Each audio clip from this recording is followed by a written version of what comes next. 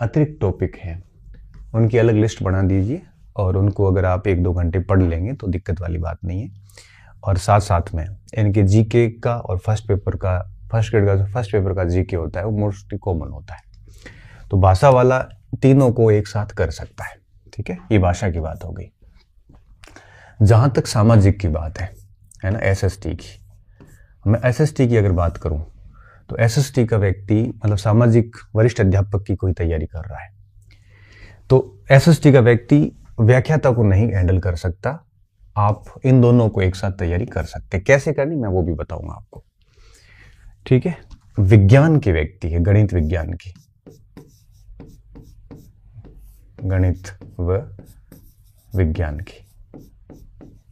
ठीक है, अब इनके जो स्टूडेंट हैं उनको मुझे लगता है कि अगर कोई मैथ का है तो व्याख्याता के साथ में वो अध्यापक की कर सकता है, लेकिन जैसे कोई साइंस का है तो साइंस में भी वो आपकी सेकंड ग्रेड की करना मुश्किल है इनके लिए।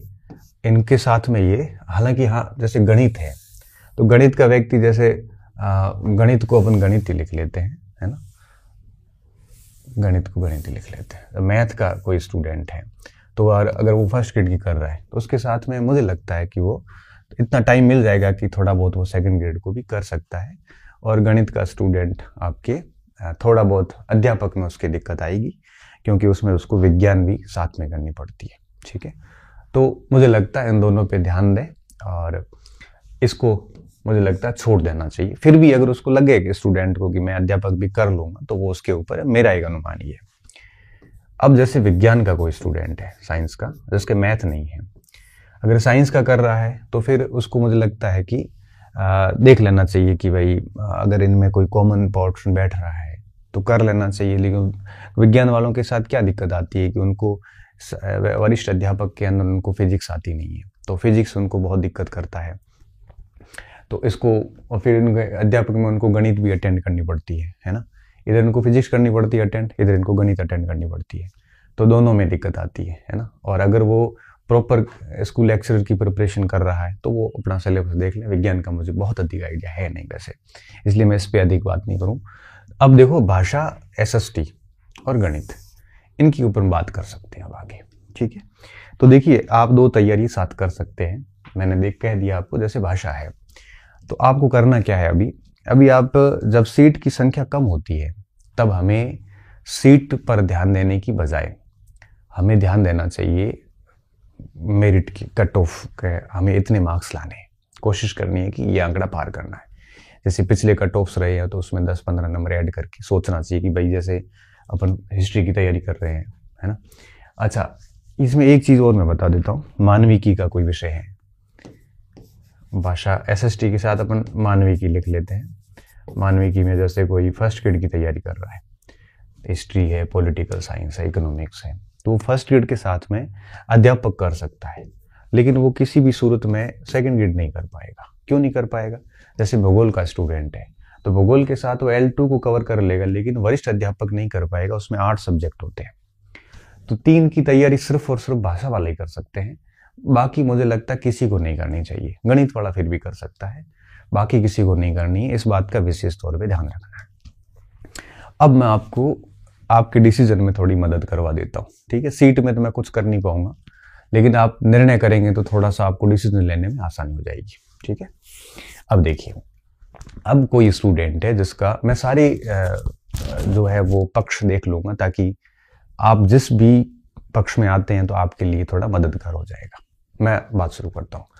अब वे स्टूडेंट जो पिछले कई महीनों से या सालों से या कुछ समय से केवल फर्स्ट ग्रेड को फोकस किए हुए हैं, केवल फर्स्ट ग्रेड को, चाहे भाषा वाला तो तीनों को ही कर सकता है, जैसे हिस्ट्री है, जियोग्राफी है, इकोनॉमिक्स है, इस टाइप को फोकस किए हुए हैं, तो मुझे लगता है उसको क्या करना चाहिए, उसको व्याख्याता की तैयारी कंटिन्यू जारी रखनी चाहिए और उसको अपने समय को पूरे दिन को 2 भागों में बांट देना चाहिए। जैसे मॉर्निंग में 5-4 घंटे कंप्लीटली अपने सब्जेक्ट को दे दो। जैसे इतिहास का है तो इतिहास पढ़ लो सुबह सुबह 5-6 घंटे बढ़िया से मन लगा के। फिर जैसे इवनिंग का टाइम आता है तो इवनिंग के टाइम में क्या करना है, इवनिंग के टाइम में आप अध्यापक जो अब आप L2 में होंगे, सीधी सी बात है। अब L2 में होते हैं तो आप देख लो कि भाई L2 का कौन सा सिलेबस पार्ट है जो आपके फर्स्ट ग्रेड के अंदर आपका कॉमन नहीं है बल्कि अलग है। अब जो अलग पार्ट है तो वो पार्ट आप शाम को 2-3 घंटे बढ़िया पढ़ लो L2 का, फर्स्ट पेपर छोड़ दीजिए अभी। ऐसा कर सकते हैं आप। अगर हाँ, ये भी कर सकते हो आप, फर्स्ट पेपर भी 1-2 घंटे पढ़ सकते हो।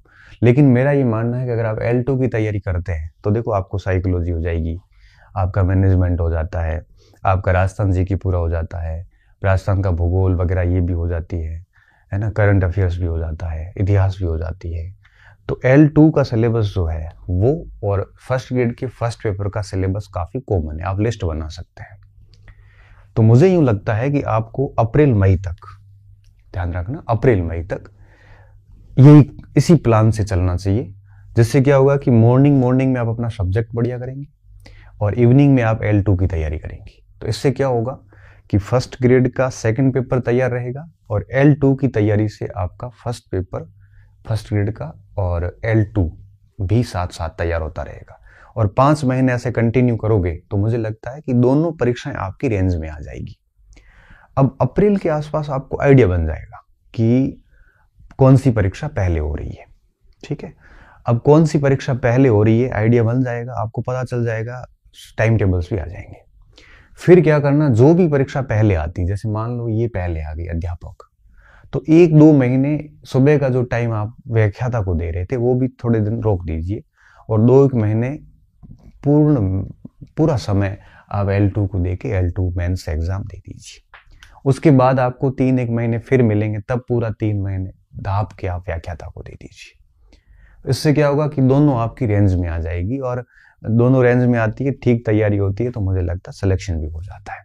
ठीक है, ये काम कर सकते हो, एक काम ये। अच्छा, फिर आप कहोगे सर हम फर्स्ट ग्रेड का फर्स्ट पेपर कब पढ़ेंगे? आप फर्स्ट ग्रेड का फर्स्ट पेपर 2 तरीकों से पढ़ सकते हैं। जैसे आप अध्यापक का पढ़ते हो, अध्यापक और फर्स्ट ग्रेड फर्स्ट पेपर का जो भी कॉमन है उसकी लिस्ट बना दो, उसको डेली आप 2 घंटे दे दीजिए, 2-2.5 घंटे, और 1-1.5 घंटा उसको दे दीजिए जो केवल L2 में, और बाकी सुबह सुबह के 4-1 घंटे आप आराम से सब्जेक्ट को दे दीजिए। 4 घंटे इसको दे दिए सब्जेक्ट को और 1-2 घंटे आप दे दिए अध्यापक को जो सिर्फ अध्यापक को कोर्स में ही है, और 2 या 2-2.5 घंटे उसको दे दीजिए जो अध्यापक और फर्स्ट पेपर दोनों में कॉमन है। तो आप ऐसे करके 8-10 घंटे की पढ़ाई हो जाती है, जिसमें आपका फर्स्ट व्याख्याता भी कवर हो जाता है और L2 भी कवर हो जाता है। अप्रैल मई तक ऐसे चलने दीजिए। उसके बाद में जो भी परीक्षा होगी, जो भी परीक्षा पहले होगी, जैसे L2 पहले है तो 2-3 महीने आप इसको छोड़ दीजिए, L2 पे लग जाइए और L2 को आराम से कर लीजिए, क्योंकि 5 महीने से तो L2 पढ़ ही रहे थे आप, और 1-2 महीने आप विशेष पूरा फोकस लगाओगे, 7-8 महीने की तैयारी में L2 में हो जाएगा। उसके बाद आपको इसमें काफ़ी टाइम मिलेगा। अच्छा, मान लो पहले व्याख्याता होती है तो पता चल जाएगा, और 3-4 महीने पहले इसको छोड़ के पूरा व्याख्याता पे टाइम दे दीजिए, क्योंकि आप सब्जेक्ट तो पढ़ ही रहे थे और फर्स्ट पेपर का भी आपने कॉमन टॉपिक पढ़ रखे थे, तो जो टॉपिक कुछ शेष बचते हैं उसके लिए 3-4 महीने पहले जैसे एग्जाम डेट आती है आप लग जाइए, है ना, और व्याख्याता बढ़िया दे दीजिए। व्याख्याता के बाद में फिर जब भी अध्यापक आएगा बढ़िया 2-3 महीने का गैप मिलेगा तो पूरा टाइम अध्यापक को दे दीजिए। तो इस हिसाब से आप मैनेज कर सकते हैं। अब जिस किसी की अगर मान लो पात्रता परीक्षा जो है 27 फरवरी को है, पहले किसी की आजीवन पात्रता हो रखी है, तब तो कोई दिक्कत है नहीं, उसको तो देखना भी नहीं पात्रता की तरफ। अगर पात्रता नहीं हुई और बहुत फ्रेशर है तो मुझे लगता है कि उसको जनवरी तक तो मैंने जो भी प्लान बनाया उस हिसाब से चलता रहे, और फरवरी के जो 20 दिन है वो केवल पात्रता पढ़ लो, ये दोनों छोड़ देना थोड़े दिन के लिए, और पात्रता पढ़ के उसमें 90 नंबर का जुगाड़ कर लो, हो जाता है। नेगेटिव मार्किंग है नहीं, सामाजिक पढ़ी हुई, साइकोलॉजी पढ़ी हुई, एक भाषा पढ़ी हुई होती है, एक भाषा थोड़ी देख लेना, बाकी कुछ ज़्यादा उसमें है नहीं। थोड़ा सा समझदार विद्यार्थी 15-20 दिन के अंदर रीट में आराम से 60% नंबर ला सकता है। तो फरवरी के महीने में अगर आपकी पात्रता नहीं हुई है तो इस शेड्यूल को फरवरी के महीने में ब्रेक दे देना और आप है वो बढ़िया तरीके से पात्रता पास कर लेना, फिर इसी शेड्यूल को वापस कैरी ऑन करना। अगर आप पात्र है तो आपको ब्रेक देना नहीं है, और आज से ही ये शेड्यूल कल से स्टार्ट कर दो। आप आज से कर दोगे आज से बेहतर है। करना क्या है, सुबह सुबह 4-5 घंटे इसको देखना है, और शाम के समय L2 के 2 पार्ट कर दो, एक वो जो L2 और फर्स्ट ग्रेड का कॉमन है फर्स्ट पेपर, और एक वो जो केवल L2 में ही है फर्स्ट ग्रेड में नहीं है। तो जो अलग है केवल उसको एक आधा घंटा उसको दे दो, 1-1.5 घंटा, और 1-1.5 घंटा कॉमन वाले को दे दो, तो दोनों तैयारियां एक साथ आराम से होती रहेगी। अब ये बात history, political science, geography, sociology, economics सब पे लागू होती है। रही बात लैंग्वेज की, तो लैंग्वेज वालों को क्या करना है, वापस वही भाषा देखनी है, शाम का वापस वही पॉइंट देखना है। लैंग्वेज वालों को थोड़ा और फायदा होता है क्योंकि उनके तो ये भी सहम आता है, उसमें ये भी कवर कर लेते हैं ऑलमोस्ट, है ना। तो इस प्रकार से आप चलना शुरू करिए, ये सबसे बेस्ट आइडिया है। तो मैं अभी उनकी बात कर रहा था जो व्याख्याता की तैयारी कर रहे हैं, तो उनके साथ में ये आराम से कवर कर लेंगे, ठीक है। कैसे करना मैंने आइडिया दे दिया। अब आते हैं दूसरे वे स्टूडेंट जो व्याख्याता की नहीं कर रहे हैं, बल्कि कई समय से स्कूल लेक्चर व्याख्याता की कर रहे हैं, स्कूल लेक्चर की नहीं कर रहे हैं। उन्होंने स्कूल लेक्चर की तरफ कभी ध्यान नहीं दिया। उनको मैं आपको बताना चाहूँ उनको क्या करना है। उनको जिन्होंने यही किए तो उनके लिए ये बिल्कुल छोड़ दो, आप व्याख्याता तो दिमाग से निकाल दीजिए, कोई मतलब नहीं है। और आपको क्या करना है, वरिष्ठ अध्यापक वालों को क्या करना है, उनको अध्यापक पे साथ में ध्यान देना है। ये सारे के सारे इधर दे सकते हैं ध्यान, कैसे देना मैं आपको आइडिया बता देता हूँ। जैसे एसएसटी का कोई स्टूडेंट है तो सुबह सुबह तो उनको वापस वरिष्ठ अध्यापक में अपने सब्जेक्ट पे ध्यान देना है। जैसे सामाजिक है, 5-7 घंटे बढ़िया सब्जेक्ट पढ़ लो आप, ठीक है। और फिर इवनिंग के टाइम में वरिष्ठ अध्यापक के सिलेबस के इतर जो भी टॉप पोर्शन है L2 के, उनकी आप सिलेबस की लिस्ट बना देना और देख लेना उसकी अध्यापक का सिलेबस और सेकंड ग्रेड के फर्स्ट पेपर का सिलेबस, वापस वही पॉइंट। पूरे दिन को 3 भागों में बांट दो। इनको भी मैंने यही कहा था, इनको भी यही कह रहा हूँ, 3 भागों में बांटना। एक मोटा भाग तो देना है आपको सब्जेक्ट को, एक भाग देना है आपको सेकंड ग्रेड के फर्स्ट पेपर और L2 में जो कॉमन पोर्शन है उसको, और एक भाग देना है उनको जो केवल L2 में ही है। आप भी वैसे ही चलते रहिए और मार्च अप्रैल तक यूं ही चलते रहिए। अब ये तो तय है कि वरिष्ठ अध्यापक की परीक्षा जो है वो आपके फर्स्ट ग्रेड के बाद ही होगी, ये तो तय बात है। तो फिर क्या करना है, इनमें से जो भी पहले होती है तो 2-3 महीने आप उस परीक्षा पे पूरा फोकस करिए, इसको छोड़ दीजिए या इसको छोड़ दीजिए, और फिर उसके बाद वापस वो की वो सेम बात, ठीक है।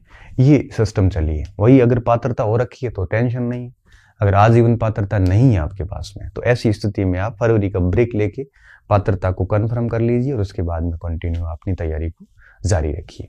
ये एक अच्छा ऑप्शन है कि आप 2 परीक्षाओं को एक साथ ऐसे लेके चल सकते हैं। अब आप मुझे ये पूछ सकते हो सर क्या ये 2 नावों में सवार होने जैसा तो नहीं है? ये बिल्कुल नहीं है। क्यों नहीं है? क्योंकि अगर आप फर्स्ट ग्रेड की तैयारी कर रहे हैं तो आप लगभग 60-70% कोर्स इसका मैच करता है। तो ये 2 नाव नहीं, 2 नाव कब होती है? जैसे आप हिस्ट्री में फर्स्ट ग्रेड की तैयारी कर रहे हैं और सामाजिक में सेकंड ग्रेड करना चाहते हैं, ये 2 नावें आप दोनों में फेल होंगी। ऐसा नहीं होता, इसलिए कह रहा हूं कि आप व्याख्याता के साथ में इसको कवर कर सकते हैं और वरिष्ठ अध्यापक के साथ अध्यापक को कवर कर सकते हैं क्योंकि इनका मोटा मोटा सिलेबस कॉमन है। अब आपको दिन को ठीक तरीके से मैनेज करना है, ठीक है। अब मैनेज कैसे होगा? एक तो लिमिटेड मटेरियल रखिए, आप बहुत अधिक सामग्री मत रखिए। दूसरा, ये ज़्यादा आप सोशल मीडिया वगैरह इन सब चीज़ों से दूर होइए, नहीं तो आपका समय खराब हो जाएगा। तीसरा, आप ये बॉल बाई बॉल कमेंट्री में मत फंसिए। किस सर ने क्या कहा, किस सर ने क्या कहा, सरकार ने ये कर दिया, सरकार ने वो कर दिया, ठीक है। एक आधा ट्वीट करके खत्म करके छोड़ो, पूरे दिन फिर पढ़ाई करो। पे आउट के चक्कर में रहोगे तो वहां से मिलना कुछ नहीं है और समय आपका और अतिरिक्त खराब होगा, है ना। तो इन चीज़ों से दूर होकर आप तैयारी कीजिए। इससे क्या होगा, दोनों में से अगर एक में सिलेक्शन हो जाता है बढ़िया बात है, दोनों में होता है तो और बढ़िया बात है। मान लो नहीं भी होता है, आप बहुत खराब स्थिति सोच के चलते हैं, तब भी होगा क्या, क्योंकि गवर्नमेंट दूसरी भर्ती भी निकालेगी तो तय बात है, क्योंकि इतनी कम पोस्ट है, बढ़ेगी तब भी सीटें खाली रहेगी आगे। ऐसा नहीं है कि सीटें खत्म होगी विद्यालयों में। कई लोगों ने तो ये माहौल बनाना शुरू कर दिया कि सीटें ही नहीं अब। क्यों क्यों क्यों गलत लिखते हो आप? मुझे अभी तक समझ में नहीं आया कि हम दूसरों से हटके लिखने के चक्कर में बच्चों को क्यों उलझाते हैं। मुझे बड़ा दुख होता है। मैं वीडियो भी बनाना नहीं चाहता हूँ। आपने नोटिस किया होगा मैं कितना एक आधे महीने में एक आधी बार आता हूँ। और कब आता हूँ? जब मार्केट में इतना खराब माहौल होता है ना, जब मुझे एक वीडियो बनाना पड़ता है। और ये माहौल खराब कौन करते हैं? हम लोग ही करते हैं। हम लोग क्या करते हैं? हालांकि मेरे को इससे बाहर निकाल रहा हूँ हमसे। क्यों? क्योंकि मैंने कभी भी बेबुनियादी या गैर जिम्मेदाराना बयान ना दिया, ना कभी लिखा। कई शिक्षक लोग व्यूज के चक्कर में, अपने आप को अलग दिखाने के चक्कर में कुछ भी लिख लेते हैं कि अब सीट ही नहीं। अरे भाई सीट कैसे नहीं है? सेकंड ग्रेड की 25,000 सीटें खाली पड़ी है, फर्स्ट ग्रेड की 17,000 सीट खाली पड़ी है, कैसे नहीं है सीट? अब स्कूल में जाके पता करो आप बाड़मेर जैसलमेर इस एरिया में जाके देखो, आप हर विद्यालय में 5-5 सीटें खाली पड़ी है। कैसी सीट खाली नहीं? खूब सीटें हैं, नए विद्यालय बन रहे हैं, उनमें सीट क्रिएट हो रही है। अब इन चीजों को क्या है कि हम ऐसे नहीं बेबुनियादी बातें कर सकते कि सीट नहीं है या नहीं। अब सीट बढ़ जाएगी, ये तय बात है। बढ़ने के बाद में भी गवर्नमेंट जाती जाती इस सरकार के जो आगे चुनाव होंगे वापस 28 में चुनाव है, ऐसा 28 में, तो 27 में वापस ये 26, 25, 26 में ये चीजें चलेगी, 27 में वापस भर्तियां आएगी। ये छोटी रही तो आगे वाली बड़ी आएगी, तय बात है। तो इस जगह पे इस हिसाब से की हुई तैयारी आपको एज दे देती है, किनारा दे देती, आगे बढ़ा देती है, और फिर आप उस धुन में रहते। मुझे पता है कि ये 2-3 साल निकालना आसान नहीं होता, क्योंकि कई बच्चे 2-2, 3-3 साल से कर ही रहे हैं, 1-1, 2-2 नंबर से फेल हुए। उनके लिए बड़ा मुझे एक सहानुभूति का भाव है, मगर हमारे हाथ में भी तो क्या है। हम तो खूब कह रहे थे, कितने दिनों से ट्वीट कर रहे थे, सीट बढ़ाइए, ये करिए। कौन सुनता है जनता की? आपकी और मेरी सुनने वाला कोई नहीं है। बस मैं आपकी सुनता हूँ, आप मेरी सुनते हैं। सरकार को आपसे और मेरे दोनों से मतलब नहीं है। ज्यादा हम बोलेंगे तो हमारे ऊपर वो तैयार है सारा मामला। तो नीति निर्माता नहीं सोचते हैं कि ग्राउंड रियलिटी क्या है। बच्चों का भविष्य भी, विद्यालय में सीटें खाली है, उनको भरिए ना, आप प्रोसेस करवाइए। 5-5 साल में एक भर्ती क्यों करवाते हो? नियमित करवाइए। अब नियमित अगर आप हर साल करवाते हैं तो भले आप 20 सीट में निकालो, कोई फर्क नहीं पड़ता, क्योंकि एक जैसे 24 में 20 सीट पे लेक्चर की भर्ती है, कोई फर्क नहीं पड़ेगा। क्यों? क्योंकि अगर 24 में नहीं हुआ तो 25 में कर लेंगे। आप 4 साल में एक भर्ती पूरी करते हैं, 4 या 5 साल में, उसमें फिर ये पोस्ट आती है तो फिर थोड़ा सा दुख होता है। और वो थोड़ा क्या, बहुत दुख होता है। समय, उम्र गुजर रही होती है, संकट बढ़े हुए होते हैं व्यक्तियों के। एक एक व्यक्ति के लिए एक एक दिन रहना बड़ा मुश्किल हो रखा है। शहरों में रूम लेके रहते हैं, उधार ले लेके, गहने बेच बेच के, क्या क्या कंडीशन में बेचारे बच्चे पढ़ रहे हैं, ये सोच के कि सिलेक्शन हो जाएगा। कोचिंग पढ़ रहे हैं, फीसें भरते हैं, एक एक दिन का खर्चा चलाना बड़ा मुश्किल हो रहा है। और ऊपर से जब ये चीजें आती है तब बच्चे को लगता है यार आगे 2 साल अब मैं और कैसे निकालूंगा। और उनकी मैं उस भावनाओं को समझ सकता हूँ। लेकिन एक शिक्षक के पास कुछ भी नहीं है एक मोटिवेट करने के अलावा, या मार्गदर्शन देने के अलावा, या डिसीजन मेकिंग करवाने के अलावा। हम आपको सिर्फ यही कह सकते हैं कि आप जो है वो दोनों, एक आधे दोनों को साथ में स्मार्टनेस के साथ आगे बढ़िए और अपनी मेहनत जारी रखिए। आगे सीट बढ़ भी जाएगी। अगर आप अभी इस डिस्कशन में फंसेंगे कि सीट है नहीं, मैं क्या करूं, मैं तैयारी छोड़ देता हूं, आप मान लो इसको गिव अप कर देते हैं, 1 साल की तैयारी को, आप इसको गिव अप करके इसके में जाओगे, इसमें तो और भी कम